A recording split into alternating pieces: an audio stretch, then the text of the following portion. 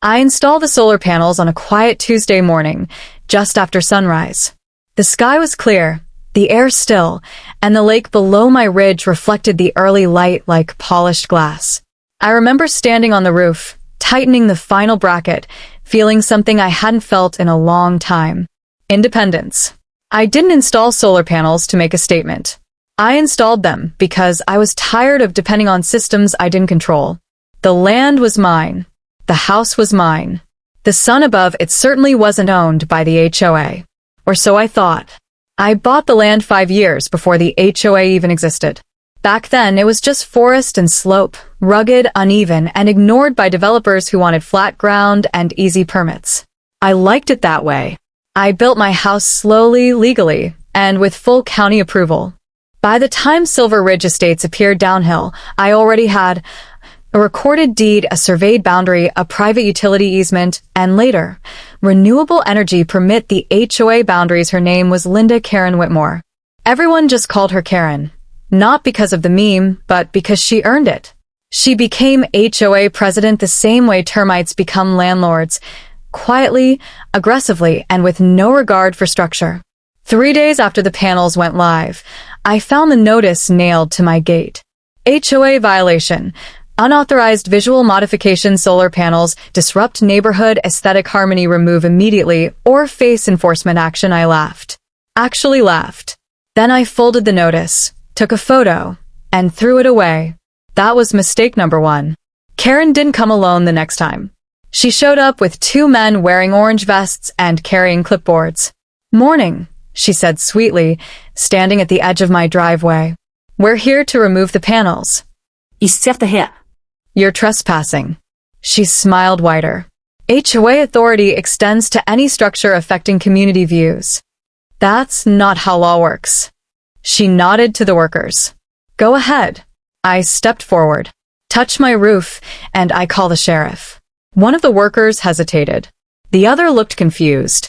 Karen's smile vanished. "This isn't over," she said. "When I installed the solar panels, I didn't just connect them to my house. I installed a grid interactive system. That meant I generated excess power, I fed it back into the local grid, I stabilized voltage during peak demand. The utility company loved me. What Karen didn't realize was that Silver Ridge Estates depended on my feed during summer load spikes. Without it, their system would collapse. They came while I was gone. Midday. No warning. I returned to find my driveway blocked by a flatbed truck. Workers were already on my roof. Panels disconnected. Cables cut. I didn't yell. I didn't threaten.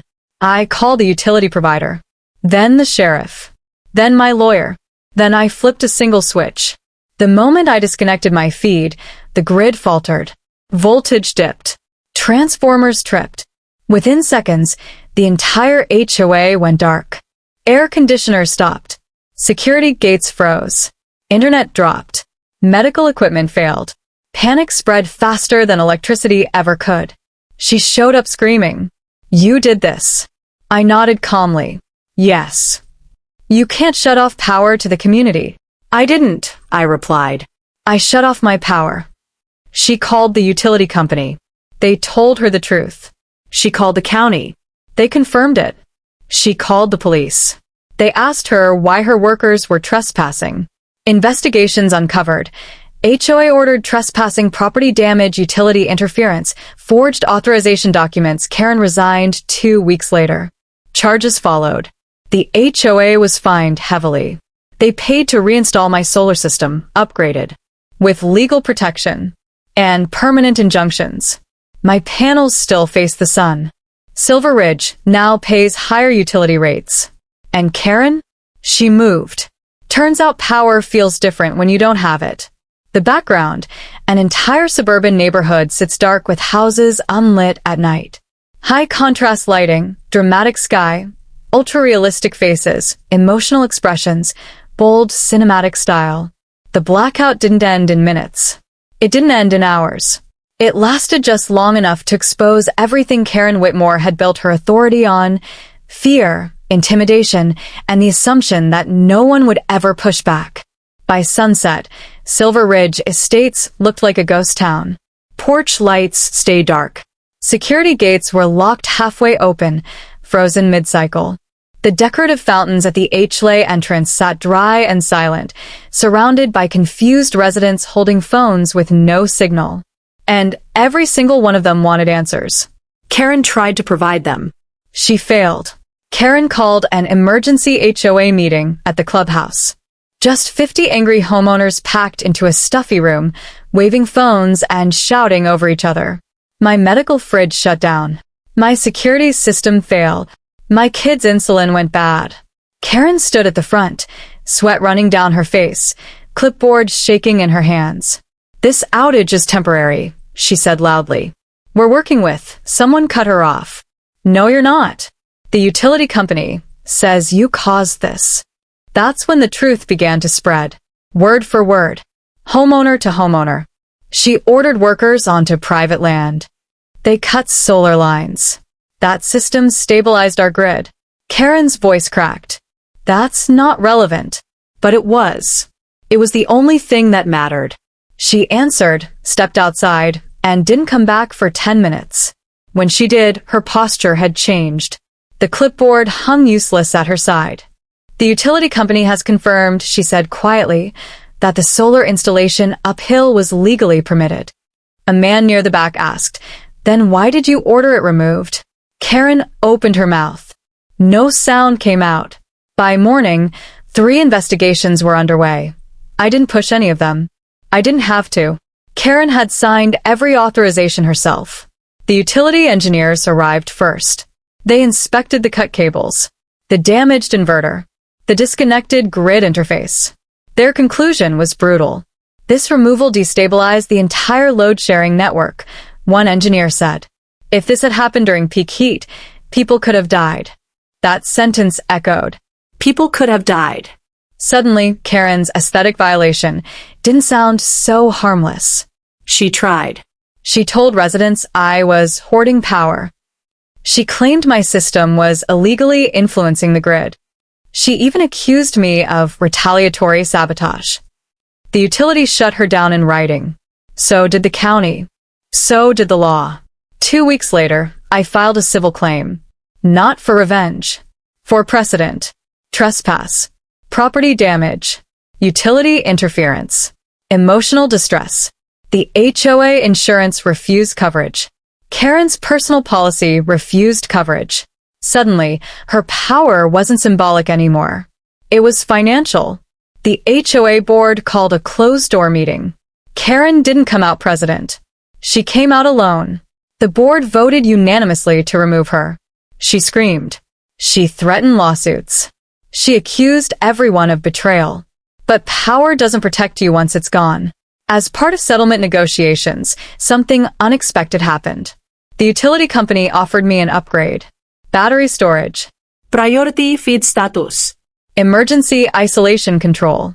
I became the primary backup node for the region. Silver Ridge Estates? They had to pay a premium to access it. Every month. Forever. Karen moves away, she sold her house at a loss. No one wanted to live next to the blackout lady. She left town quietly. No farewell notice. No apology. Just silence. The sun still rises. My panels still turn light into power. And every time the grid flickers, my system stabilizes it. Not because I have to. Because I can. Karen Whitmore thought court would save her. People like Karen always do. They believe paperwork is power, that titles matter more than truth, and that if you say something confidently enough behind a podium, reality will bend to match it. She was wrong. The case wasn't just me versus Karen. It became me versus Silver Ridge Homeowners Association. The filing was public, detailed, unforgiving. It listed unauthorized entry onto private land, destruction of critical infrastructure, interference with regulated utilities, negligence, causing community-wide blackout, emotional distress, financial damages, abuse of authority, and at the bottom of every page, Karen's signature. She had approved the work order. She had authorized the removal. She had ignored warnings. She had overridden objections. The HOA board tried to distance themselves. The court didn't allow it. During discovery, Karen's emails were subpoenaed. Every threat, Every order, every smug they'll cave eventually message. One email stood out. If he refuses compliance, cut access. Power is leverage. That sentence destroyed her defense. Because power isn't leverage when it's regulated infrastructure. It's a liability. The courtroom was packed. Homeowners, utility officials, county engineers, reporters.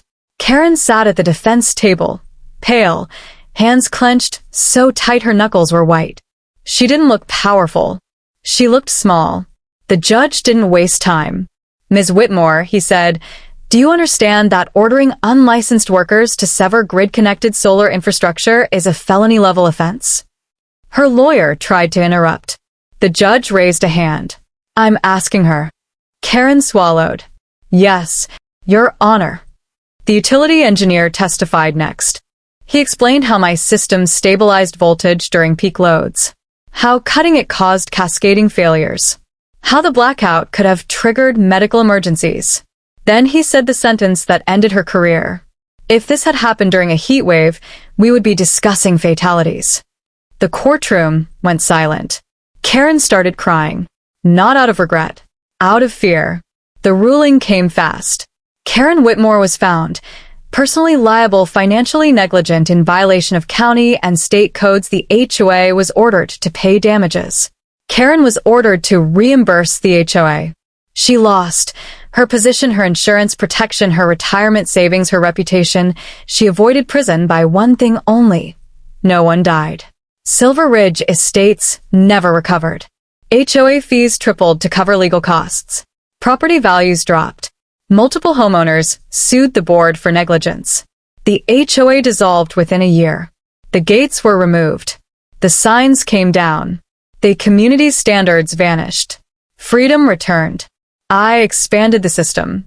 More panels. More batteries. More independence. The utility named my property an emergency stabilization node. During storms? During outages? During crises? My power keeps the lights on. Not because I want control, because I earned it. Months later, I ran. She didn't recognize me at first. Then she did. Her eyes dropped. She turned away. And for the first time since this all began, she had no authority left to hide behind. Karen thought power came from rules. She forgot where power really comes from. From ownership. From knowledge. From standing her ground when intimidation fails. She tried to take my energy. I took back my freedom into her at a grocery store 2 towns over.